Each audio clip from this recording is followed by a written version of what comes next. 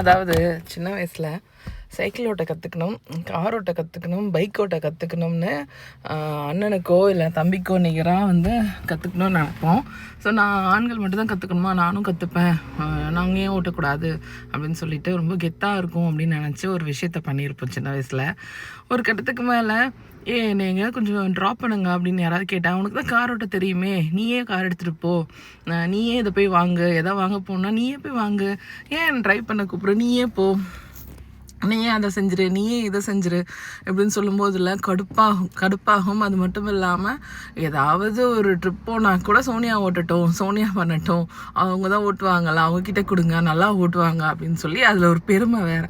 ஐயோ ஏன்டா இதெல்லாம் ஒரு பெருமையா அப்படின்ற மாதிரி இருக்கும். ஏன்னா இந்த வேலையும் நம்ம தான் பார்க்கணுமா, காரும் நம்ம தான் ஓட்டணுமா, ஐயோ ஏன்டா இந்த கார் ஓட்ட கற்றுக்கிட்டோம் அப்படின்னு தோணும்.